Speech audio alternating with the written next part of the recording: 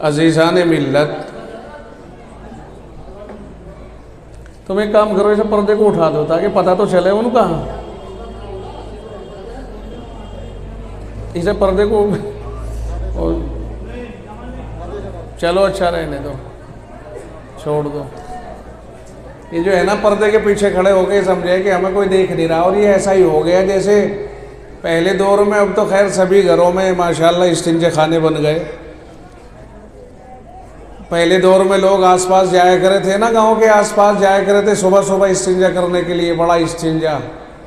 تو گردن جھکا کے بیٹھ گئے، اب آگے پیچھے کو کوئی جاتا رہو، وہ تو گردن جھکی پڑی. وہ تو یہ سمجھ رہے کہ ہمیں، جب ہم ہی کسی کو نہیں دیکھ رہے تو ہمیں کیا مطلب. اب کوئی ان کے آگے کو گزرو یا پیچھے کو گزرو، انہیں تو گردن جھکا لی. آنکھوں کی تو شرم ہوئے نا، وہی نیچے کو ہو گئی. اب آگے کو گزرے یا پیچھے کو گزرے بھائی کوئی. تو ایسے ہی یہ پردہ بندہ ہوا رہے بھائی، یہاں کھڑے کھڑے بولتے رہے بھائی، انہیں ایسا لگے جنا ہماری آواز کوئی سن ہی نہیں رہا، حالانکہ ساری سنتی رہتی ہے. جب کوئی گڑبڑی ہوتی ہے نا تو اللہ اس نعمت کو چھین لیتا ہے. اب گڑبڑی ہوئی تو یہ جو پردے والی نعمت تھی چھین گئی. اب جو یہاں کھڑے تھے وہ پرے کو جانا پڑا ان کو.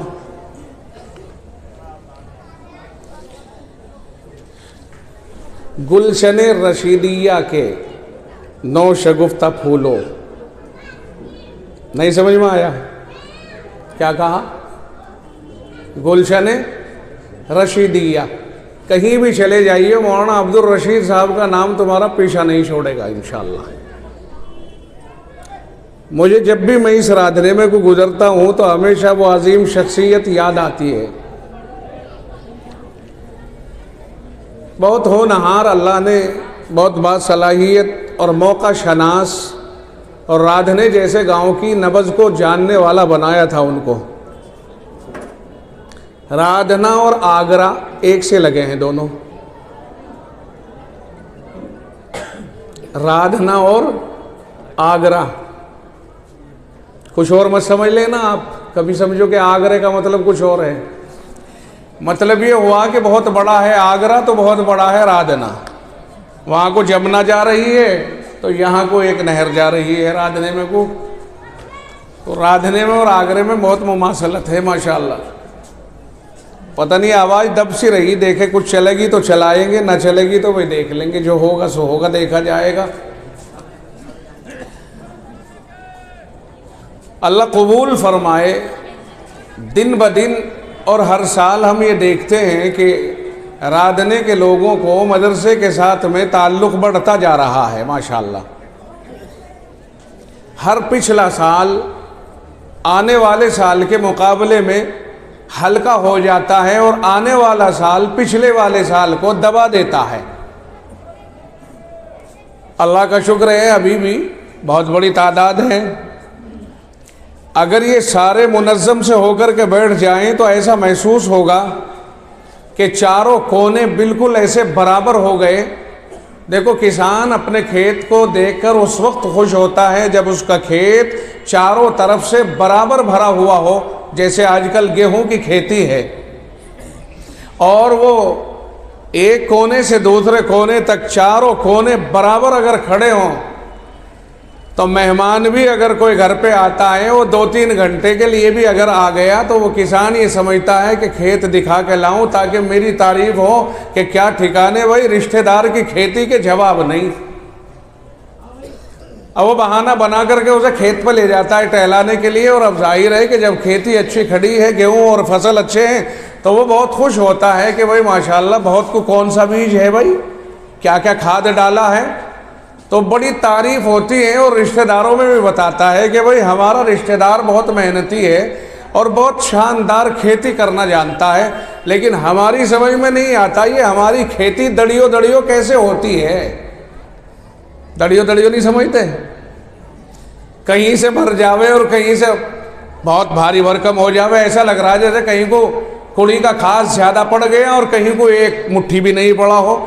تو اب کوئی کہیں کو بیٹھ جاوے، کوئی کہیں کو بیٹھ جاوے، تو مزہ سا کمزور پڑ جاوے ہے اس سے. اور یہ بات طے ہے کہ میں کتنا ہی کہہ لوں آپ مانیں گے نہیں انشاءاللہ.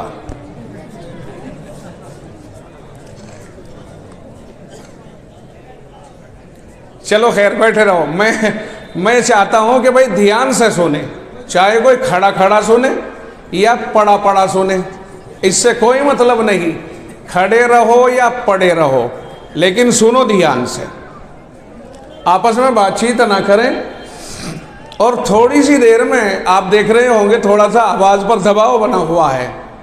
میں تھوڑی دیر ہمارے محترم ہم سب کے بڑے حضرت مولانا نفیس احمد صاحب مدذ اللہ العالی ان کا بیان ہوگا, اور پھر حضرت مولانا راغب صاحب نے ایک اعلان فرمایا تھا, حضرت مولانا شکیل احمد صاحب دامت برکاتہم تشریف فرما ہیں.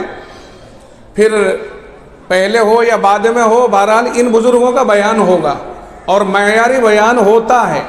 آپ حضرات کو اکٹھا کرنے کے لیے میں بیٹھا ہوں. 20 سال کے بعد بیان کرنے کا زمانہ ختم ہو جاتا ہے. بیان کے اعتبار سے میں بڑھاپے کی عمر کو چل رہا ہوں اس اسٹیج پر, ویسے نہیں, اس اسٹیج پر. اللہ کا شکر ہے. آج ماحول کے اوپر نظر ڈالو, سب سے بڑی چیز ہے اس وقت میں ماحول پر نظر ڈالنا. دیکھو اس سے بھی پہلے ایک بات اور دیکھیے, ماشاءاللہ بہت مبارک ہو, علم کے اعتبار سے لڑکیوں کا, بچیوں کا آج کے دور میں کمپٹیشن لڑکوں کے مقابلے ایسا لگ رہا ہے کہ لڑکیوں نے لڑکوں کو ہرا دیا. دیکھو سمجھنا میں کیا کہہ رہا ہوں. ایسا محسوس ہو رہا ہے کہ لڑکیوں نے تعلیم میں لڑکوں کو ہرا دیا. پولیس میں لڑکیاں, پارلیمنٹ میں لڑکیاں, بہت سی پارلیمنٹوں میں اسپیکر لڑکیاں, پائلٹ لڑکیاں, فوج میں لڑکیاں, سائنس میں لڑکیاں. کون سا ایسا میدان ہے جہاں یہ لڑکیاں آگے نہ بڑھ رہی ہوں؟ یہاں تک کہ مولوی بننے میں لڑکوں سے بھی آگے لڑکیاں. کتنے ہی مدرسے ایسے ہیں جہاں لڑکوں کا نام و نشان نہیں, لڑکی مولوی بن رہی ہے. اس کا مطلب یہ ہوا لڑکیوں نے لڑکوں کو ہرا دیا. کیوں مول صاحب نہ ہے ایسا کہ میں غلط کہہ رہا ہوں بھائی؟ معلوم یہ ہوا کہ لڑکیاں ماشاءاللہ تعلیم میں آگے بڑھ رہی ہیں. اس سلسلے میں لڑکوں کو فکر مند ہونا چاہیے. کہیں ایسا نہ ہو کہ آگے چل کر کے ہمارے مرتبے بالکل ختم ہو جائیں, نام و نشان ہی مٹ جائیں, اور قیامت کی نشانیاں جب شروع ہوتی ہیں تو زیر زبر اور زبر زیر بنتا چلا جاتا ہے آٹومیٹک. عالمہ لڑکیوں سے میری ایک درخواست ہوگی, خدا کے واسطے جب وہ اجتماع کیا کریں تو اپنے مائکوں کی آواز اتنی بلند نہ کریں کہ جس سے ان کی آواز کو گلیوں میں چلنے والے مرد حضرات بھی سنیں. یہ شرعاً جائز نہیں ہے. بہت صاف سی بات نکل جاوے میرے منہ سے, اور یہی مجھ میں کمی ہے.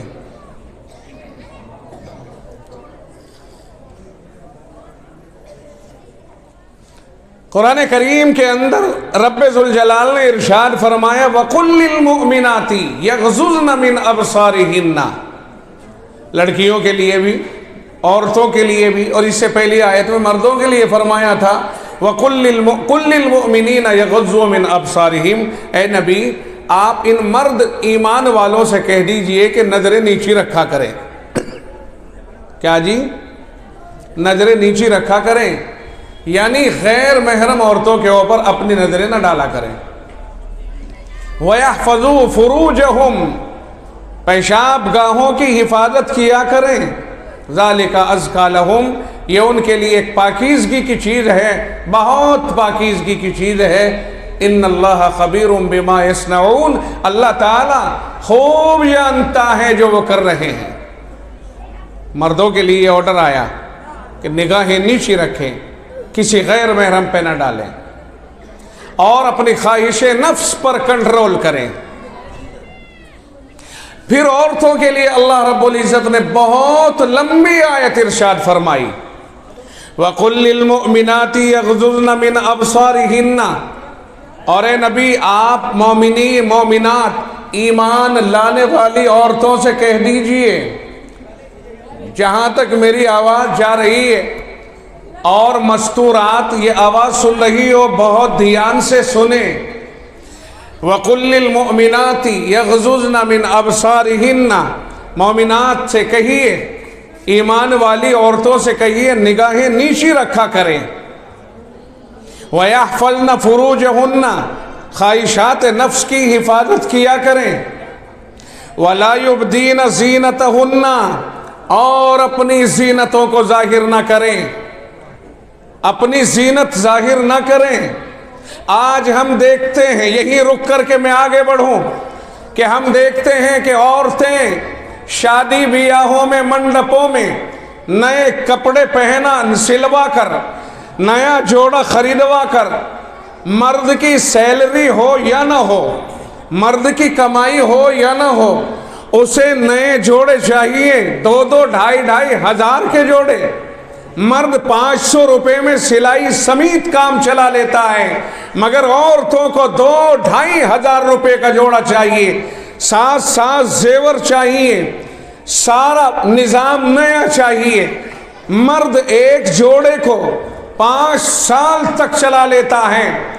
عورتوں کو، ہماری بہنوں کو، مستورات کو، بیٹیوں کو ہر الگ شادیوں میں نیا جوڑا چاہیے. مرد چاہے گروی رکھ کر کے لا کے دے، مگر اسے نیا جوڑا چاہیے.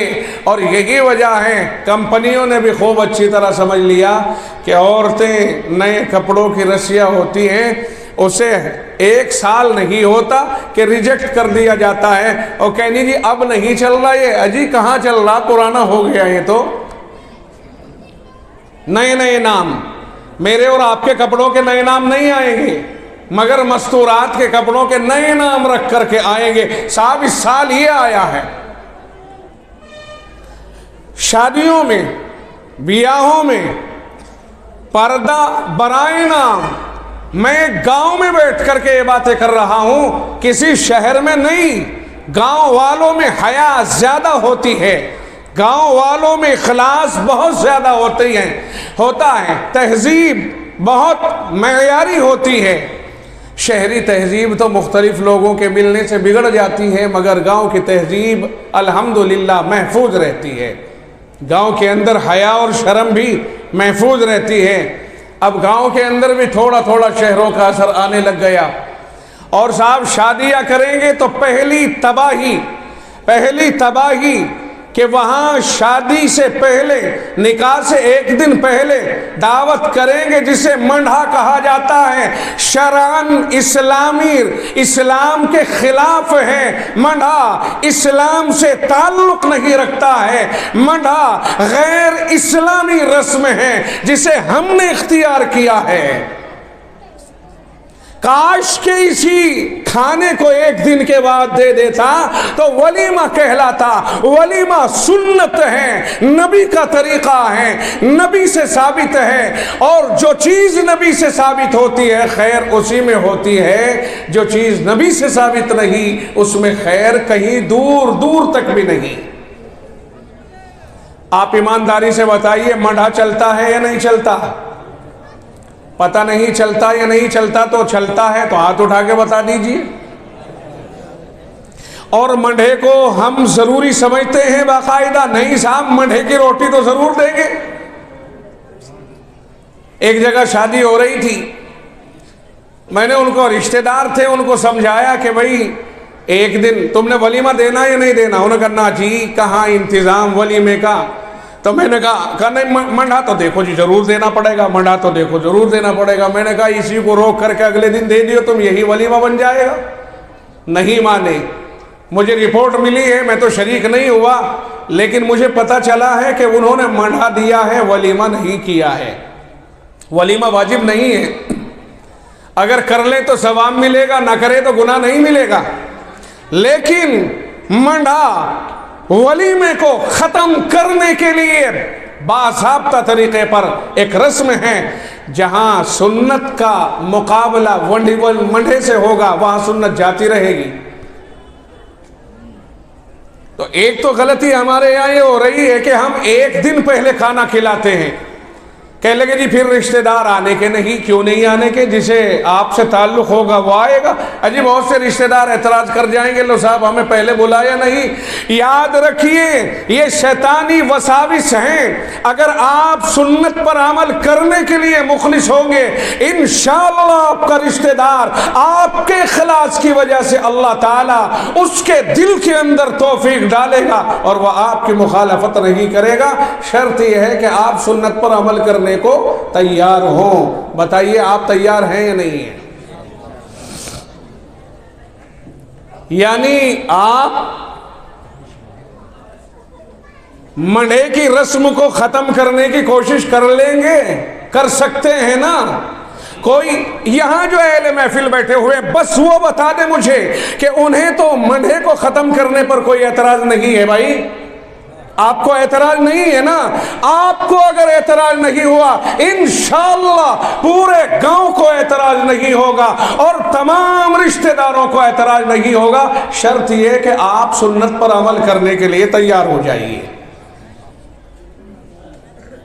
لوگوں کی اگر یوں کہتے ہیں مجبوری ہے، ہماری کوئی مجبوری نہیں، الحمدللہ ہم لوگوں کی مخلوق نہیں، ہم خدا کی مخلوق ہیں، ہمیں اللہ نے پیدا کیا، اللہ کی مخلوق ہیں، ہم رسول کے امتی ہیں، کسی کے امتی نہیں ہیں، ہم تو رسول کے امتی ہیں، ہمیں قرآن کا پیغام ملا ہے، ہم قرآن کے پیغام کے پابند ہیں، ہماری کوئی مجبوری نہیں ہے ہم کسی کے سامنے دباؤ مانے یا جھکیں گے تو صرف اللہ کے سامنے جھکیں گے۔ کوئی مجبوری نہیں ہے کہ ہم رسول اللہ کی سنت کے خلاف کریں، ہم تو مجبور ہیں اللہ کے سامنے، ہم تو مجبور ہیں رسول اللہ کے سامنے، ہم تو مجبور ہیں قرآن کے سامنے۔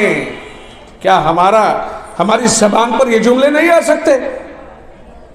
ہمیں کہنا چاہیے کہ ہم مجبور ہیں اللہ کے سامنے، موت کے بعد کوئی کسی کے کام نہیں آئے گا۔ یاد رکھیے پہلی بات، تنہا آئے ہیں، کچھ دن آپس میں رہ لیں گے، تنہا جائیں گے، تنہا حساب لے دیا جائے گا، اپنے کیے کا خود بھگتنا پڑے گا۔ قرآن کریم کہتا ہے فَإِذَا نُفِخَ فِي الصُّورِ، جب قیامت کا بگل بجے گا فَلَا أَنْسَابَ بَيْنَهُمْ، آپسی رشتے ختم ہو جائیں گے۔ جی ہاں جناب والا، کچھ وقت ایسا بھی آئے گا کہ باپ بیٹے کا نہیں ہوگا، میں نہیں، رب کہتا ہے، قرآن کہتا ہے یوم یفر المرء من اخیہ، اس دن آدمی اپنے بھائی سے دور بھاگے گا، وامہ وابیہ، ماں اور باپ سے دور بھاگے گا، وصاحبتہ وبنیہ، اور بیوی اور اولاد سے دور بھاگے گا۔ وہ دن یاد کیجئے کہ موت کے بعد جب رب دوبارہ قیامت میں زندہ کرے گا، ہمارے یہ سارے رشتے کوئی کام نہیں آئے گا، کام آئیں گے تو اپنے اعمال آئیں گے۔ اب بتائیے قیامت کے دن اللہ کے سامنے کھڑا ہونے کے لیے کیا تیاری ہے؟ بولو بولو، کیا تیاری ہے؟ خدا کا دربار، ہماری پیشی، اعمال بولے جا رہے ہیں، فرشتے اعمال پیش کر رہے ہیں، جو لکھا ہے پوری زندگی، ہماری پوری کارکردگی وہ سامنے آ گئی، رجسٹر کے رجسٹر آ گئے، اور ان رجسٹروں میں گناہ ہے۔ انسان خوف کے مارے تھر تھر آئے گا اور یہ کہے گا کیا ہوا، اس میں تو کچھ بھی ایسی چیز نہیں جو میری زندگی میں ہو اور اس میں لکھی نہ گئی ہو۔ اس دن رب کہے گا کفا بنفسک اليوم علیک حسیبا، آج خود تو اپنا حساب لے لے، کافی ہیں تو، پڑھے لکھے ہو جائیں گے، سب عربی جاننے والے ہوں گے اور اپنے نامہ عمل کو خود پڑھ رہے ہوں گے۔ یہاں تو کر کے بھول جاتے ہیں جی، مگر رب کہتا ہے احصاہ اللہ ونسوہ، اللہ نے محفوظ کر لیا، لوگ کر کے بھول گئے۔ اب ہم نے کر کے اگر بھلا دیا، اللہ نے تو سب کچھ یاد ہے، اللہ کو فرشتوں نے لکھ لیا، پورا نامہ عمل تیار ہو گیا، قیامت کے دن وہ ہمارے سامنے آ جائے گا۔ اب وہ بھائی، وہ رشتہ دار، وہ باپ، وہ ماں، وہ تعلق دار، وہ دوست، کوئی کام نہیں آئے گا جس کی بنیاد پر ہم نے گناہ کیا ہوگا۔ ہمیں بھگتنا پڑے گا۔ اس لیے آج اس وقت میں ہماری ذمہ داری یہ بنتی ہے کہ ہم جو رسمیں دنیا میں جاری ہو رہی ہیں، ہمارے گھروں میں چل رہی ہیں، ہم ان رسموں سے الگ ہونے کی کوشش کریں۔ خاص طور سے شادی بیاہوں میں بہت رسمیں چل رہی ہیں۔ ابھی کی بات ہے، میں اس عنوان پر کیوں بولنا شروع کیا ہے؟ میں کسی کا پابند نہیں ہوں کہ مجھے کسی نے کہا ہو کہ اس عنوان پر بولنا، مگر میں نے خود بولا۔ اسی گاؤں میں ابھی کچھ دیر پہلے کی بات ہے، میں نہیں جانتا کہ منڈا ہے کہ بیاہ، شادی ہے کہ بربادی، مجھے نہیں پتا۔ چند منٹ پہلے کی بات ہے، لگاتار 2 راؤنڈ آتش بازی کے جاری ہوتے ہیں، لگاتار جانتے ہیں آج مدرسے میں جلسہ ہے، آج دینی محفل ہے، پورے گاؤں کے اندر ایک ہنگامہ ہے کہ دینی جلسہ ہو رہا ہے، مگر وہ ظالم آج بھی راؤنڈ باقاعدہ آتش بازی کے جاری کر رہے ہیں۔ میں انہیں ظالم نہ کہوں تو کیا کہوں، اس لیے کہ وہ اپنی جانوں پر ظلم کر رہے ہیں، گناہ کما رہے ہیں، اللہ کا غضب اپنے سر لے رہے ہیں۔ کم از کم آج تو شرما جاتے ہیں، کم از کم آج تو شرما جاتے، آج تو ہمارے گاؤں میں مہمان بھی ہیں۔ مجھے 22 سال ہو گئے یہاں آتے ہوئے، مجھے اتنا حق ہے کہ میں سخت لہجے میں آپ سے مخاطب ہوں۔ کیا مصیبت آ گئی؟ الیس منکم رجل رشید، کیا پورے گاؤں میں کوئی اس گھرانے کو سمجھانے والا نہیں تھا کہ تم کیا کر رہے ہو، کیا اثر پڑے گا ان لوگوں کے اوپر جو باہر سے آنے والے ہیں؟ کہ رادنے میں ایسے لوگ بھی رہتے ہیں کہ جلسہ بھی ہے اور سر پہ آتش بازی ہو رہی ہے، اور ایسے عجیب و غریب ڈھٹیل پن سے پیش آنے والے لوگ ہیں کہ صاحب کوئی کسی کی ماننے کو ہی تیار نہیں، کیا اثر پڑے گا؟ اس لیے میں نے کہا تھا رادنا اور آگرہ، بات سمجھ میں آئی کہ نہیں؟ اس سے بچنے کی کوشش کریں۔ جب کوئی اس طرح کی، اور دیکھو بہت اچھا لگا مجھے، میں ایک جگہ گیا جلسے میں، جلسہ وہاں دادری ایک جگہ ہے، دادری، مولانا دادری میں، ادھر سکندرآباد سے آگے غازی آباد روڈ پہ دادری ہم گئے، اصلاح معاشرہ کا جلسہ تھا، مجھے وہاں بلایا تھا مقرر کی حیثیت سے۔ تو وہاں معلوم ہوا کہ تمام ائمہ کرام نے اتفاق کیا ہے اور دادری کے جو سنجیدہ قسم کے لوگ ہیں ان سب کو جمع کیا اور میٹنگ کی کہ اگر کہیں پر شادیوں میں ڈی جے باجے کھڑے ہو کے کھانا، غیر شرعی ناجائز اور حرام رسوم، ناچ گانا، اگر ایسی چیز ہوگی ہم نکاح نہیں پڑھائیں گے، یہ طے ہو گیا، اور اس کو سمجھائیں گے کہ وہ رکے۔ الحمدللہ آہستہ آہستہ، ایک دم تو نہیں ہو سکتی ہے کوئی بھی چیز، وجود میں نہیں ہے، البتہ آہستہ آہستہ لوگوں میں احساس بڑھا اور لوگوں نے اسے تسلیم کیا، اور آج دادری کے اندر بڑا اللہ کا فضل و کرم ہے کہ مسلمانوں میں ڈی جے کا رواج مکمل ختم ہو چکا ہے، اور سب نے اس کو تسلیم کیا۔ اور انہوں نے خوشی کی بات یہ بھی بتائی کہ اس حفظ کی وجہ سے، کہ تو بہت اچھی چیز ہے، بڑا خرچ بھی بچا، امن بھی آیا، ڈی جے بج رہے ہیں، بد امنی آ رہی ہے، شیطان ناچ رہا ہے، اور آتش بازی ہو رہی ہے، آوازیں ہو رہی ہیں سلسلہ وار، اس طرح جیسا کہ بم بلاسٹ ہو رہے ہوں، اس طرح۔ تو اس میں غیر مسلموں نے بھی، بہت سارے غیر مسلموں نے بھی اسے اپنایا ہے۔ جب اسلام اپنا اصل چہرہ پیش کرتا ہے، یقیناً اسے دوسرے لوگ بھی پسند کرتے ہیں۔ آپ بتائیے کہ رادنے والے اگر اس پہ عمل کرنے لگے تو خرچہ بچے گا کہ نہیں بچے گا؟ ابھی معلوم ہوا تھا ایک جگہ آتش بازی صرف منڈپ طے ہوا، میں نام نہیں لوں گا کہاں کا، کس برادری کا، کس جگہ کا، البتہ یہ پتہ چلا اور بہت وثوق کے ساتھ پتہ چلا کہ 6 لاکھ روپے کی صرف آتش بازیاں تھیں۔ اب پتہ نہیں وہ چاندی بھرے ہوئے تھے کہ سونے بھرے ہوئے تھے۔ ایک جگہ معلوم ہوا کہ مسلمانوں نے ایک منڈپ بک کیا، اس میں نہ جانے کتنے آئٹم تھے، معلوم ہوا کہ 100 سے زیادہ آئٹم تھے۔ اس میں ایک کافی 20-30 روپے کی ہوتی ہے، 15 روپے کی ہوتی ہے، کافی ہے، اس پہ ایک تصویر تھی، تصویر، وہ کوئی ٹائٹل ہے، مونوگرام ہے، کچھ ہے۔ انہوں نے کہا کہ یہ اصل اس کی قیمت 500 روپے کی صرف ایک کافی استعمال ہوئی، 500 روپے کی۔ آپ بتائیے ایمانداری سے، جن گھروں میں لڑکیاں جوان بیٹھی ہیں، ان کے باپ کا انتظام نہیں ہے کہ وہ اپنی بیٹی کا نکاح کر سکے، مجبور ہیں برادرانہ رسم و رواج کی وجہ سے، حالانکہ رسم سے اسلام کا کوئی تعلق نہیں ہے۔ اللہ کے نبی علیہ السلام نے تو یوں فرمایا، یا معشر الشباب من استطاع منکم الباءۃ فلیتزوج، جو تم میں سے ہمت رکھتا ہے شادی کی وہ شادی کرے، فإنہ اغض للبصر، اس لیے کہ وہ نگاہوں کے جھکنے کا ذریعہ، وأحسن للفرج، اور خواہش نفس پر کنٹرول کا ذریعہ ہے۔ اور آپ نے یہ بھی فرمایا وَمَن لَّمْ يَسْتَطِعْ، اور جو آدمی ہمت نہیں رکھتا شادی کی تو وہ روزے رکھے، فَعَلَيْهِ بِالصَّوْمِ، روزے رکھے۔ کیوں روزے کیوں رکھے گی؟ اس کا فائدہ فرمایا فَإِنَّهُ لَهُ وِجَاءٌ، روزے خواہش نفس پر کنٹرول کرنے کے لیے ڈھال ہے۔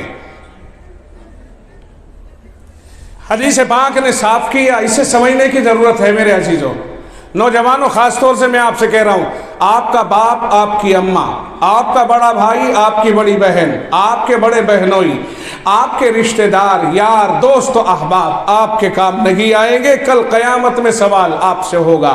اور حدیث پاک میں اللہ کے نبی علیہ السلام نے جوان کو مخاطب کر کے فرمایا یا معشر الشباب، او جوانوں، تو یہاں نہ ماں کو مخاطب بنایا، نہ باپ کو، نہ رشتہ داروں کو، بلکہ جو شادی کے قابل جوان ہو گئے، اللہ کے نبی علیہ السلام نے انہی کی طرف ارشاد فرمایا، او جوانوں، من استطاع منکم الباءۃ فلیتزوج، شادی کی ہمت ہے تو کرو۔ ہمت کا مطلب یہ ہے کہ بیوی کے سارے اخراجات برداشت کرنے کی ہمت ہو۔ پہلی چیز ہے مہر، اسے کھانے کے لیے دینا، رہنے کو مکان دینا، پہننے کو کپڑے دینا۔ سنیں اچھی طرح، روٹی، کپڑا اور مکان اور مہر، ان چیزوں کی، اور ایک رہا مسئلہ کہ جوان، وہ ایک دوسرا مسئلہ، وہ تو ہے ہی اصل، لیکن یہ اسباب کے درجے کی چیزیں، آپ کو اگر شادی کرنی ہے تو آقا نے ارشاد فرمایا کہ اگر ہمت ہے تو کر، ہاتھ آگے بڑھا، اور ہمت کا مطلب یہ ہے کہ تیری ذمہ داری ہوگی کہ تو بیوی کو مہر بھی دے گا، کھانے کو بھی دے گا، پہننے کو بھی دے گا، رہنے کو مکان بھی دے گا، تو پھر ہاتھ بڑھا اور شادی کرنے کے لیے تیار ہو۔ اور اگر تیرے بس کا یہ کام نہیں ہے تو پیچھے ہٹ، اپنی خواہش کو مارنے کے لیے روزے رکھنے کی کوشش کرتا رہے، اللہ تجھے گناہوں سے محفوظ رکھے گا۔ یہ ہے اللہ کے نبی علیہ السلام کا فرمان۔ یہاں کہیں بھی جہیز، منڈپ، کہیں بھی اس طرح کی کوئی چیز ہے ہی نہیں۔ پتہ نہیں کس ظالم نے رواج مرتب کر کے امت کے اندر پیش کر دیا ہے، اللہ جانے، وہ جانے جس نے یہ رواج چلایا۔ لیکن آج تو بہرحال امت رواج پر چل پڑی، روایتوں پر نہیں، حدیثوں پر نہیں، قرآن پر نہیں، اللہ کے دین پر نہیں، رسول کے طریقے پر نہیں، بس رواج۔ اجی آج تو ایسے ہو رہا ہے، اجی اب تو یوں چل رہا ہے، بس اب تو اس پر چل پڑے۔ اب دیکھیے لال خط آتا ہے، حالانکہ اس کی کوئی حقیقت نہیں، ایک اطلاع نامہ ہے۔ آج ڈیجیٹل دور ہے، آپ چاہیں آگے بڑھیے، ترقی کر رہی ہے دنیا تو ترقی کیجئے۔ آپ ٹیلی فون کے ذریعے میسیج بھیجئے، آپ موبائل کے ذریعے میسیج بھیجئے، آپ فون کر کے اطلاع دیں کہ ہمارے یہاں یہ تاریخ طے ہو رہی ہے، مشورہ ٹیلی فون پر کریں اور طے کریں، مناسب طور سے ٹیلی فون پر بات ختم ہو جاتی ہے۔ موبائل نہیں کوئی جا کے کہہ سکتا ہے، مگر رسم عجیب و غریب، ایک ایک رسم کو کیسے اکھاڑا جائے کہ وہ تو زمین کے تہوں تک پہنچ گئی ہے، دلوں کے اندر تک گھس گئی ہے۔ صرف ایک چٹھی لینے کے لیے، ایک اطلاع نامہ لینے کے لیے، ایک لال خط لینے کے لیے منڈپ سجائے جا رہے ہیں، کئی کھانے بنائے جا رہے ہیں، کئی سو لوگوں کی دعوتیں ہو رہی ہیں، کئی لاکھ روپے اس میں خرچ ہو رہے ہیں، ابھی چٹھی دی جا رہی ہے۔ اور اس سے آگے بڑھیے، ایک بچی کے بچہ پیدا ہوتا ہے۔ ابھی میں نے سنا ہے، ابھی کی بات ہے، مغرب سے کچھ پہلے ہاپڑ میں ہی سنا تھا، وہ کہہ رہے ہیں کہ کچھ دولت اللہ نے دی ہے، چند کھوڑیاں دے دی ہے، جو کل تک نیکر پہنتا، لنگوٹ باندھتا تھا، جس کے بڑے بیچارے پریشان حال دو ٹائم فاقے کر کے گزر گئے، آج رب نے اسے 2 پیسے دے دیے، وہ زمین سے اوپر اڑ رہا ہے۔ اس نے کہا بیٹی کے بیٹا ہوا ہے، اس کے لیے چھوچک، رو اللہ جانے کیا ہے یہ لفظ چھوچک، یہ بولتے ہیں کہ اس کو دینے کے لیے مرسڈیز یا فارچونر دے رہا ہے، بہت سارا مال دے رہا ہے۔ اس سے یہ چاہیے کہ وہ غریبوں کی بیٹیوں کا کیا ہوگا، ان کے دلوں کے اوپر آرے چلتے ہیں، نشتر چلتے ہیں، وہ آہیں نکلتی ہیں، اور پلہ اٹھا کے، دامن اٹھا کے اللہ کے دربار میں فریاد کرتی ہیں، اور میرے باپ کے پاس تو نہیں، ظالموں تم نے ہم غریبوں کو ستایا ہے۔ حرص میں مبتلا ہو گئے لوگ بہت آگے بڑھ گئے، اور جب چند مالداروں نے امیری کے زوم میں، امیری کے تکبر میں، امیری کا بھوت ان پر سوار ہوا اور انہوں نے رسمیں ایجاد کر ڈالی، تو لوگوں کو حرص آنی شروع ہوئے۔ معاشرے کی تباہی کے ذمہ دار یہ مالدار گھرانے ہیں اور یہ امیر لوگ ہیں۔ میں بہت کھل کر کے امیروں کے اوپر معاشرے کی تباہی کی ذمہ داری ڈالتا ہوں۔ میں یہ فرضی باتیں نہیں کر رہا ہوں۔ پھر غریبوں کو حرص ہوتی چلی جا رہی ہے صاحب کہ آج کل تو جی یہ چل رہا ہے، اب عید کا موقع آ رہا ہے۔ سنو، مجھے لگتا ہے شاید میں نے یہ مسئلہ اس سے پہلے واضح کیا ہوگا، نہیں تو پھر میں آج تھوڑا اشارہ دے رہا ہوں۔ یہ ہماری مائیں اور بہنیں بیٹھی ہوئی ہیں، ذرا دھیان سے سنیں اور ناراض مت ہونا کہ مولوی صاحب ہماری عیدی کی مخالفت کر رہا ہے۔ عیدی کی مخالفت نہیں کر رہا، قسم خدا کی، کوئی سی قسم لے لو، میں عیدی کی مخالفت نہیں کر رہا، میں عیدی کی حمایت کر رہا ہوں۔ لوگوں خوب عیدی دو۔ دیکھو کیسی بات سنائی ہم نے تمہیں، جو تمہیں یہ کہے کہ عیدی دینا جائز نہیں ہے اسے ہمارے سامنے لاؤ، خوب عیدی دو، آگے بڑھ چڑھ کر کے عیدی دو۔ یہ بھی سوچ رہے ہوں گے کہ کیا الٹا مسئلہ بتانے لگ گیا، لیکن حقدار کو دو۔ دیکھیں یہ آئی ہے بات، عیدی کے ایک معنی ہے عید کے موقع پر کمزور کو عید منانے کی صلاحیت عطا کرنا۔ کیا مطلب؟ کہ اگر عید کے موقع پر ایک غریب ہے، سن لینا عیدی کسے کہتے ہیں، عیدی شریعت میں ہے، اور اسی لیے صدقۃ الفطر، یہ جو فطرہ ہے نا، فطرہ یہ غریبوں کی عیدی تو ہے۔ جو لوگ غریب ہیں، عید نہیں منا سکتے، عید کا سامان اکٹھا نہیں کر سکتے، اپنے بچوں کے جوتے چپل اور کپڑے نہیں بنا سکتے، اپنے گھروں میں چولہے جلانے کے قابل نہیں ہیں، ان لوگوں کو، ان غریبوں کو ہدیہ دینا عیدی کہلاتا ہے۔ اب آ گیا مسئلہ سمجھ میں؟ اب سنیے، ہمارے یہاں تو یہ ہے، باپ بیٹی کو دے گا، بھائی بہن کو دے گا، بھتیجا پھوپھی کو دے گا، یہی تو چلتا ہے یا اس کے علاوہ بھی چلتا ہے؟ باپ زندہ ہے بیٹی کو دے گا، بھائی زندہ ہے بہنوں کو دے گا، بھتیجے زندہ ہیں پھوپھی کو دیں گے۔ یہ ساری ترتیب یہی تو ہے عیدی کی۔ حالانکہ اگر حقدار نہیں ہیں، مان لیجئے کہ بھتیجا غریب ہے، پھوپھی امیر ہے، باپ غریب ہے، بیٹی امیر ہے، بھائی غریب ہے، بہن امیر ہے، تو بہن بھائی کو عیدی دے، بیٹی باپ کو عیدی دے، اور پھوپھی بھتیجے کو عیدی دے، اسے عیدی کہا جاتا ہے۔ یعنی عید منانے کی پوزیشن میں لانے کی کوشش کرے اسے جو عید منانے کی پوزیشن میں نہیں ہے، اسے عیدی کہتے ہیں۔ آپ کی سمجھ میں آیا ہے نہیں آیا؟ جو عید کے موقع پر عید کی خوشیوں میں شامل ہونے کے قابل نہیں ہے، اسے عید کی خوشیوں میں شامل کرو اور اسے ہدیہ دو، اسے اس لائق بناؤ، اس کو عیدی کہا جاتا ہے۔ بات سمجھ میں آ گئی جی؟ اب ہمارے یہاں تو صاحب ایک بڑھیا اگر 80-85 سال کی بھی ہو گئی تو وہ بھی اڈ باندھے ہوئے ہیں کہ میری عیدی آنی چاہیے. ارے اماں تجھے تو اللہ نے پوتے پڑ پوتے نواسے نواسیاں سب کچھ دے دیے, اب تو ان بیچاروں کا پیچھا چھوڑ دے. مگر نہ جی, اگر عیدی نہیں آئی تو بڑھیا بکھر جائے گی. عید میں بڑا ایسا لگے گا اسے کہ اجڑ گئی, حالانکہ پوتے پوتیاں نواسے نواسیاں بیٹے بیٹیاں پورا گھر پریوار بھرا ہوا ہے, دولت ہے, مال ہے, گاڑی ہے, جائیداد ہے, مگر صاحب وہیں سے چاہیے عید کے موقع پر. وہی لائے گا چھوارے, وہی لائے گا سوئی, وہی لائے گا ساری مغزیات اور بادام, تب جا کر کے بوڑھی اماں کی عید بنے گی, نہ تو شیر ہی نہیں بنے گی. کیا حال, کیا ہو گیا ہمیں؟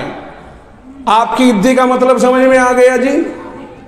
کوشش کرو کہ غریبوں کو عید کے موقع پر عید منانے کی پوزیشن میں لاؤ. اس تعاون اور مدد کو عیدی کہا جاتا ہے. کیا رسمیں بنا لی ہم نے. بہت سی دفعہ ایسا ہوتا ہے بیچارہ ابا غریب ہے, 6 لڑکیاں ہیں, 6 کی 6 کو عیدی دے گا, حالانکہ بیچارے پہ کچھ بھی نہیں, رونے لگ گیا. کیا کروں, قرضہ لے رہا ہے, مصیبت میں پڑ گیا, لیکن بیٹیوں کو عیدی دے رہا ہے اور بہنوں کو عیدی دے رہا ہے, اور ان بیچاریوں کو ترس نہیں آ رہا ہے اپنے باپ کے اوپر, اپنے بھائی کے اور بھتیجوں کے اوپر ترس نہیں آ رہا ہے. یہ عجیب رسم چل گئی ہے. میرے بھائی سمجھنے کی کوشش کرو, اسلام کو سمجھو. اسلام کا مزاج کیا ہے؟ اسلام کا مزاج ہے کمزور کو اٹھانا, اس کی مدد کرنا, اسے آگے بڑھانا, غریب کو آگے بڑھانا. یہ اسلام کا مزاج ہے. اس لیے اسلام کے مزاج کو سمجھو. اب آج کے دور میں ایک چیز اور چل رہی ہے, متفرقات میں آپ کے سامنے لے کے آ رہا ہوں.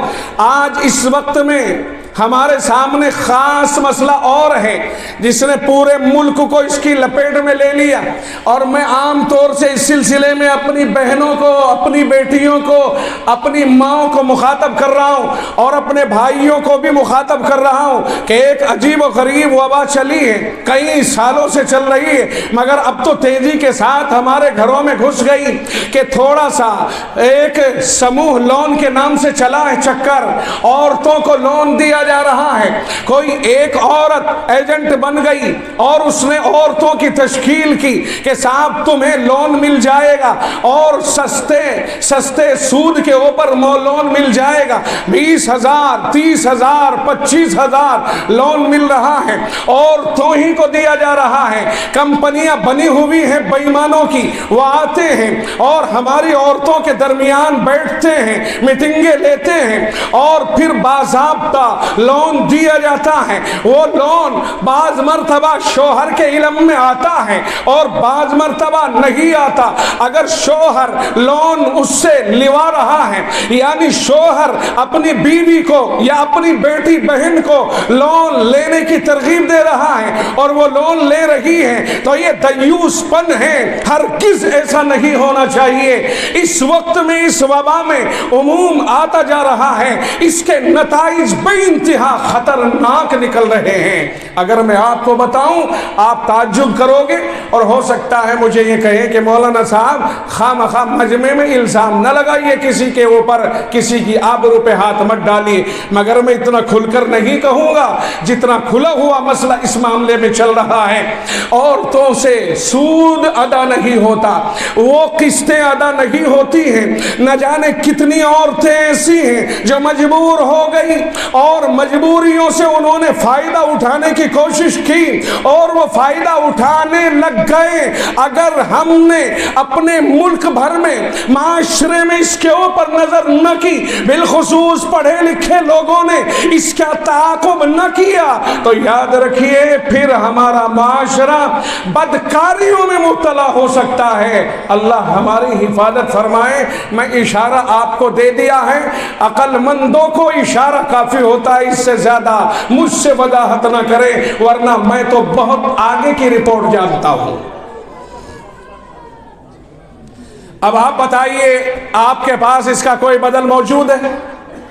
آپ کے پاس کوئی بدل موجود نہیں ہے. اس کا کیا مطلب یہ ہے کہ اگر کوئی مجبور ہے، اسے مجبوری میں ایسا قدم اٹھانا پڑ رہا ہے، تو بڑے بڑے دولت مند گاؤں میں آج کل، شہروں میں آج کل ہیں، اور اس وبا سے نمٹنے کا ایک طریقہ بہت آسان ہے۔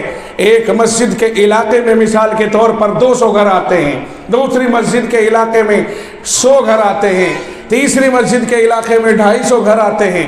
الگ الگ مسجدوں میں محلے کا پورا جو امیر لوگ ہیں وہ مستقل ایک فنڈ بنائیں۔ میں سمجھتا ہوں اگر گھروں میں غلک رکھیں اور وہ یہ سمجھے کہ ہم رفاہ کے لیے روزانہ اپنی آمدنی میں سے 100 روپے میں سے 1 روپیہ اس غلک میں ڈالیں گے تو 1 روپے میں کوئی غریب نہیں ہوگا، لیکن وہ پورا محلہ کچھ نہ کچھ رقم ضرور جمع کر لے گا۔ یہ امیر لوگ کوئی ایک فنڈ بنائے، کوئی ایک چھوٹا سا گروپ بنائے الگ الگ مسجدوں کے محلے میں، اور اپنے اپنے محلے کی انکوائری کریں۔ جو مجبور اور پریشان حال ہیں، جن کے بس کا کچھ نہیں ہے، ان کی مدد کریں تھوڑی سی، اور جن کو ویسی دوسری مجبوری ہے انہیں قرض دیں، اسی سے پھر وہ تھوڑا تھوڑا کر کے اس کو ادا کریں، اور یہ کوئی سودی نہیں بلکہ امدادی قرض ہوگا۔ ایسا نظام اگر ہم مرتب کرنے کی کوشش کریں، ہو سکتا ہے اس لعنت سے ہمارا معاشرہ بچ جائے۔ بھائی مولوی حضرات سے درخواست کر رہا ہوں، انشاءاللہ تم قدم بڑھاؤ گے تو سارا مجمع تمہارے پیچھے ہے۔ آپ ہو یا نہیں ہو، اگر اس کا توڑ لایا جائے آپ ساتھ دو گے یا نہیں دو گے؟ پورا مجمع ساتھ دے گا۔ مولانا افتخار صاحب مشورے کرو اپنے، اتنے امام ہیں، سب کی میٹنگ لو۔ انتہائی خطرناک ترین وبا ہے، اس سے بچنے کی کوشش کریں اور جہیز پر کنٹرول کرنے کی کوشش کریں۔ یہ ناشکور ان پر کنٹرول کرنے کی کوشش کریں۔ جہیز ایک آدمی 10-10 20-20 لاکھ خرچ کر رہا ہے، ان میں سے تھوڑا بہت اللہ کی راہ میں بھی تو کچھ تو حق ہے نا، کچھ تو چاہیے۔ ادھر اترے، راہ خدا کی طرف آئیں۔ آج کا معاشرے کا ایک ایک فرد اپنی ذمہ داری سمجھے کہ ہم انشاءاللہ اپنی اصلاح کریں گے۔ ہمارا نوجوان، میں اس سے بھی کہتا چلوں کہ نوجوان آج کل ہمارا نشے کی لتوں میں بہت جا رہا ہے۔ اور میرے بھائی، میں بوڑھوں کی بات نہیں کر رہا، میں چھوٹے چھوٹے بچوں کی بات نہیں کر رہا، میں جوان سے مخاطب ہوں۔ جوان 15 سال سے لے کر 25 سال تک کا جوان، ان 10 سالوں کے اندر بہت کچھ کھو رہا ہے۔ آج منظم طریقے پر ہم اپنے جوان کو محسوس کر رہے ہیں کہ جوان بہت زیادہ نشے کی طرف جا رہا ہے۔ ابتدا گٹکے سے ہوتی ہے، ابتدا رجنی گندھے سے ہوتی ہے، ابتدا دل باغ سے ہوتی ہے، انتہا بہت اوپر جا کر کے رکتی بھی نہیں، پھر نشہ ہی نشہ۔ آج تو ہمارا جوان اپنے دوستوں کی شادیوں میں ڈی جے کے سامنے خود ناچ رہا ہے، اور بڑی تعلیم حاصل کرنے والا، کوئی ڈاکٹری پڑھ رہا ہے، کوئی انجینئرنگ پڑھ رہا ہے، کوئی وکالت پڑھ رہا ہے، کوئی MBA کر رہا ہے، کوئی M.Com کر رہا، طرح طرح کے کورس کرنے والے یہ نوجوان اپنے دوستوں کی شادیوں میں گھنٹوں گھنٹوں ڈی جے کے سامنے ناچتے ہیں، بے انتہا خرافات میں مبتلا۔ میں آپ سے پوچھتا ہوں، آپ 1 گھنٹہ میرے سامنے کود کر کے دکھائیے، نہیں کود سکیں گے۔ 5 منٹ میں آپ کا تھوک سوکھ جائے گا، حلق سوکھ جائے گا، مگر ڈی جے کے سامنے 1 گھنٹے تک کودنے والا جوان، ہم سمجھتے ہیں کہ اس نے لگائی نہیں تو پھر 1 گھنٹے تک کیسے کودا؟ نہیں سمجھ میں آئی؟ اگر اس نے نشہ نہیں کیا تو اتنی دیر تک ڈی جے کے سامنے کیسے کودا؟ اور ہم تو آپ کو بہت دور تک کی بتا سکتے ہیں، ملا جی ٹھہرے گیا یقیناً، لیکن الحمدللہ معاشرت پر کہیں زیادہ نظر رکھتے ہیں، اور ہمارے سامنے رپورٹیں آتی ہیں تاکہ ہم کچھ کہہ سکیں اس کے اوپر۔ کالجوں میں جانے والے، اسکولوں میں جانے والے ہمارے ہی بچے، ہمارے ہی فرزند، ہمارے ہی بیٹے کالجوں میں، اسکولوں میں، میری اپنی آنکھوں سے دیکھے ہوئے، ہمارے یہاں بھی ڈگری کالج ہے قریب میں، وہ بچے میں خود اپنی آنکھوں سے انہیں اس طرح کی حرکتیں کرتے ہوئے دیکھا کہ میں آپ کے مجمع میں اسے اپنی زبان پر نہیں لا سکتا، نشے کے سلسلے میں۔ آپ کو معلوم ہے کہ بیٹا ہاسٹل میں پڑھ رہا ہے، آپ دل کھول کر کے اسے خرچ دے رہے ہو، لیکن سب کی بات نہیں کر رہا ہوں، بعض اور جب بعض ہیں تو وہ دوسروں کو بھی اپنے ساتھ میں اپنے ماحول میں جکڑ لیتے ہیں، اور اس سے ہمارے بچوں کے اندر بہت گراوٹ آتی ہے، انسانیت تباہ ہو رہی ہے، انسانیت ٹوٹ رہی ہے۔ تعلیم تھی سدھار کے لیے، آج تعلیم یافتہ اگر بگڑ جائے گا پھر آپ بتائیے سدھار کا ذمہ دار کون ہوگا؟ یعنی اگر تعلیم یافتہ ہی اپنا گراف گرا لے، انسانیت اس کے اندر سے نکل جائے، تو پھر یہ بتائیے معاشرے کے اندر سدھار کا ذمہ دار کسے ٹھہرائیں؟ پڑھ لکھ کر کے آگے بڑھ گیا، میں ان مولویوں کی تو بشاروں کی کیا کروں؟ یہ ملا جی دال روٹی کے پیسے آپ نے سب نے جمع کر دیے، 4 مرتبہ بشارے کھڑے ہو کے حساب سنا رہے، کھڑے ہو کے ملا جی فلاں 2500 روپے، چودھری فلاں 5000 روپے، فلاں اتنے، اور آپ کے سامنے پوری فہرست آ گئی، پتہ چلا اتنے پیسے جمع ہو گئے، خرچہ اس سے بھی 1.5 گنا ہو گیا۔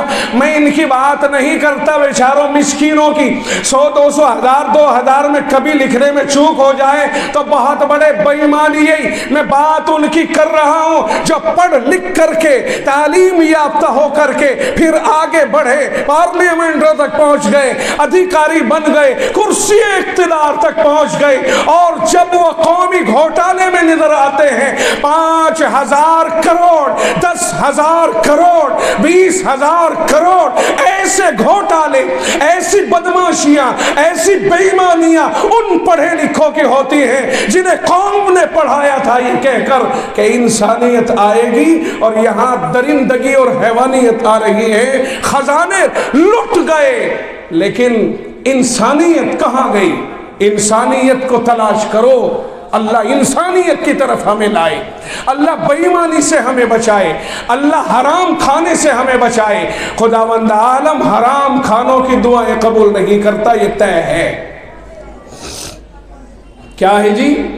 اللہ تعالی حرام کھانے والوں کی دعائیں قبول نہیں کرتا، اسی لیے بیاج حرام، بہت سارے لوگ ایسے بھی ہیں معاشرے میں جو بیاج کھل کر کے لے رہے ہیں، کھل کے بیاج لے رہے ہیں۔ اور ایک بات سن لو، محاورہ ہے ہمارے علاقوں میں، کہتے ہیں کہ صاحب کچھ تو لوہا کھوٹا کچھ لوہار۔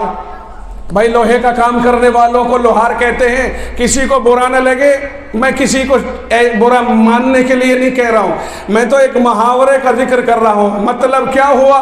مطلب یہ ہوا کہ اگر کوئی قرضہ دے بھی دے تو جو رو کے قرضہ لینے والے ہیں، جب وہ قرض کی ادائیگی کا نمبر آتا ہے منہ پھیر لیتے ہیں۔ اب آپ ایمانداری سے بتائیے، اگر ہم قرض مانگنے کے لیے کسی کے پاس جائیں اور وہ ہم پہ ترس کھا کے ہمیں قرض دے دے تو ہمارا فرض کیا بنتا ہے کہ ہم قرض کو مار لیں، یا جس سے قرض لائے ہیں اسے پریشان کریں، یا اس کے قرض کو کوڑیوں میں ادا کریں، یا ہم اسے وقت سے پہلے یک مشت ادا کریں؟ آپ بتائیے ہمارا فرض کیا بنتا ہے؟ بولو، نہیں بولتے؟ ایک مشت وقت سے پہلے قرض کی ادائیگی کریں، یہ ہمارا فرض بنتا ہے، کیونکہ اس نے ہم پہ احسان کیا ہے۔ اور ہمارا حال کیا ہے؟ سب کی تو نہیں کہتا، لیکن زیادہ تر لوگوں کا ہمارا حال یہ ہے کہ قرض لیں گے اور لینے کے بعد پھر ایسا ہو جائے گا جیسے غوطہ مار لیتا مگرمچھ نیچے سمندر میں چلا جاتا ہے، یہ حال ہمارا ہو گیا۔ اب بتائیے ایمانداری سے کہ جب قرض لینے کے لیے آئے، رو دھو کر کے خوشامد کر کے قرض لیا، دے دیا اس نے، اب ہم نے اگر وقت پر ادا نہیں کیا، آئندہ آپ ہی نہیں کوئی اور بھی لینے کے لیے آئے گا، اور اس کی جیب میں بھی اگر پڑا ہے تو تب بھی نہیں دے گا، وہ یہ کہہ دے گا کہ رام میرے پاس تو ہے نہیں۔ اچھا، یہ قرضے کا لین دین بہت بڑے ثواب کی بات ہے، لیکن یہ ایسا کیوں ہوا؟ اکثر و بیشتر جان بوجھ کر کے قرض کی ادائیگی کے اندر انسان کوتاہی کرتا ہے۔ जानबूझ करके कोताही देने की नीयत होगी, अल्लाह ताला इंतजाम कर देगा। चुनांचे फिर जब कहीं नहीं मिलेगा, मजबूरी जाहिर करेगा, तो फिर वो कहेगा कि साहब मुझे कहीं ब्याज पे दिलवा दो। अब ब्याज का दरवाज़ा खोला, तो ब्याज का दरवाज़ा, सूद का दरवाज़ा क्यों खोला? हालांकि सूद के बारे में तो अल्लाह के नबी अलैहिस्सलाम की वाज़ेह हदीस है। आका ने फरमाया कि जो आदमी अदना दर्जे का यानी 1 दिरहम के बराबर भी सूद खाए, ऐसा है जैसे अपनी सगी माँ के साथ ज़िना करना, बहुत बड़ा गुनाह है। लेकिन फिर भी आदमी सूद लेने पर मजबूर है। मालूम हुआ कर्जा अदा करने में कोताही की तो कर्ज देना लोगों ने बंद कर दिया। जब बंद कर दिया तो जरूरत के मौके पर सूद लेना मजबूरी समझता है अपनी, और सूद का दरवाजा खुल गया। लोगों कर्जा अदा करना सीख लो, इंशाअल्लाह लोग कर्जा देने को तैयार हैं, कोई मना नहीं करेगा। लेकिन शर्त यह है कि 10 दिन का वादा करके जाओ तो 9 दिन में वापस लौटा दो। भाई ईमानदारी से बताओ, अगर ऐसे करें तो क्या मसला हल हो जाएगा या नहीं हो जाएगा? ब्याज से जान बचेगी कि नहीं बचेगी? सूद, शराब, रिश्वत, तरह तरह की चीजें, डीजे, बाजे, हराम कारियां, यहाँ तक कि औरतें बेचारी जिनकी जिम्मेदारी मर्दों के ऊपर थी वो भी सूद लेने लग गई, सूद पे पैसा लेने लग। क्या हो गया मुआशरे का? बचो, अल्लाह ने हमें ईमान वाला बनाया है। आखिर में ये बात कह करके बात ख़त्म करूँ। कुरान करीम की मैंने आयत पढ़ी थी, या अय्युहल्लज़ीना आमनुत्तकुल्लाह वक़ूलू क़ौलन सदीदा, ए ईमान वालो अल्लाह से डरो और सच्ची बात कहो। माशरे के अंदर अगर खराबियाँ आ रही हैं तो बड़े आगे बढ़ करके अच्छे लोगों को उसे सुधारना चाहिए। कोई किसी पे जुल्म ढा रहा है, कोई बोलने वाला नहीं, हद हो गई। 10 आदमी जाके अगर उसे पकड़े कि तेरी हिम्मत कैसे हुए जुल्म करने की, उम्मीद है कि जालिम रुकेगा। लेकिन जब कोई कहने वाला नहीं तो जालिम को और ज्यादा आगे बढ़ने का मौका मिल रहा है। कोई कहने वाला ही नहीं रहा। अजीब आदमी जो जालिम है वो जुल्म में बढ़ता जा रहा, जो मजलूम है वो बेचारा पिसता जा रहा। माशरे में कोई हक कहने वाला रहा ही नहीं, इल्ला माशाअल्लाह इक्का दुक्का। मेरे भाई, जब ये सूरत हाल होगी तो बहुत तबाही आएगी और कुर्ब क़यामत है। हमें बचने की कोशिश करनी चाहिए। सच पे कायम रहो, हक पे कायम रहो, तो अल्लाह क्या करेगा फिर? युस्लिह लकुम आमालकुम, अल्लाह तुम्हारे आमाल की इस्लाह कर देगा, अच्छे आमाल की तौफीक देगा और अच्छे आमाल करने का माहौल अता करेगा। वयगफिर लकुम जुनूबकुम, और तुम्हारे गुनाहों को अल्लाह माफ़ फरमा देगा। वमन युतिइल्लाह व रसूलहु फ़क़द फ़ाज़ फ़ौज़न अज़ीमा, और जो अल्लाह और उसके रसूल की ताबेदारी करे तो बहुत बड़ी कामयाबी उसने हासिल कर ली है। ये आयत करीमा हमें ये बता रही है, सच बोलो, इंसाफ की बात कहो, ईमानदारी की बात कहो, हक की बात कहो। अल्लाह हमारे आमाल में जान पैदा कर देगा, दिलों के अंदर अच्छे आमाल करने की रग़बत पैदा कर देगा और गुनाहों को माफ़ कर देगा। ये अल्लाह की तरफ से हमें ऑफर मिल रहा है। आज का दौर बड़ा अजीब है। अल्लाह के नबी अलैहिस्सलाम की एक हदीस पढ़ी थी, उसका तर्जुमा भी सुन ले। रसूलुल्लाह सल्लल्लाहु अलैहि वसल्लम ने फरमाया, एक दिन वो आएगा कि मुसलमान सिर्फ नाम के बाकी रह जाएंगे, काम के मुसलमान बाकी नहीं रहेंगे। आप और हम सब गौर करके देखें इस हदीस के ऊपर कि हम नाम के हैं या काम के हैं। अगर काम के हैं तो नमाजी भी होना ज़रूरी है, अगर काम के हैं सच्चे होना ज़रूरी है, अगर काम के हैं तो फिर अल्लाह और उसके रसूल की ताबेदारी करने वाला होना ज़रूरी है, और अगर नाम के हैं तो फिर तो भाई देख रहे हैं जो हो रहा है दुनिया में वो नाम की बुनियाद पे हो रहा है। काम के होते तो शायद ये गुनाह जो हम कर रहे हैं ये ना करते। अल्लाह के नबी ने इसीलिए उस दौर में फरमा दिया था कि एक दौर वो आएगा कि नाम के मुसलमान बाकी रह जाएंगे, काम के नहीं रहेंगे। और ये भी फरमा दिया था अल्लाह के नबी ने, कुरान के अल्फाज बाकी रह जाएंगे, अमल बाकी नहीं रहेगा। और ये भी फरमाया था अल्लाह के नबी ने, मस्जिदें भरी पड़ी होंगी मगर इखलास से खाली होंगी। अल्लाह ऐसे दौर से हम सब की हिफाजत फरमाए। और जो बातें अर्ज़ की गई हैं अल्लाह ताला उनके ऊपर अमल करने की तौफीक मरहमत फरमाए। आप हजरात का जलसा अभी यूँ समझ लो कि शुरू हुआ है, और ये चंद बातें मैंने जलसे की तमहीद के तौर पर आपके सामने अर्ज़ की हैं। आप हजरात जहाँ बैठे हैं, अगर अपने जलसे को कामयाब बनाना चाहते हैं और अपने इस इदारे से पूरी मोहब्बत है, जैसा कि वाकई है भी اس میں کوئی شبہ نہیں. ہم کسی کے اوپر کیسے شک کریں کہ آپ اپنے گھروں اور کاموں کو چھوڑ کر کے یہاں آ کر کے بیٹھے ہیں اور جلسہ سن رہے ہیں. امید ہے کہ انشاءاللہ العزیز آپ حضرات دعا تک اسی طرح بیٹھیں گے اور بہت زیادہ دیر تک جلسہ نہیں چلے گا, ختم ہو جائے گا جلدی ہی. اور چاہے دیر تک بھی چلے تو جب ہم نے ایک سال میں ایک دن طے کر لیا کہ جلسہ کرنا ہے تو پھر ڈرنا کیا ہے بھائی, بھاگنا ہی کیوں ہے. انشاءاللہ عہد کریں کہ انشاءاللہ ہم دعا میں شامل ہو کر ہی جائیں گے نا بھائی, دعا میں شامل ہو کر. کوئی نہیں اپنی جگہ سے اٹھے گا. اور مدرسے کو اللہ دین دنی رات چوگنی ترقی عطا فرماتا رہے. آپ کا دینا لینا یہ اللہ کے ہاں ایسا لگتا ہے مکمل قبول ہو رہا ہے. اللہ ہمیں عمل کی توفیق عطا فرمائے. وآخر دعوانا ان الحمدللہ رب العالمین.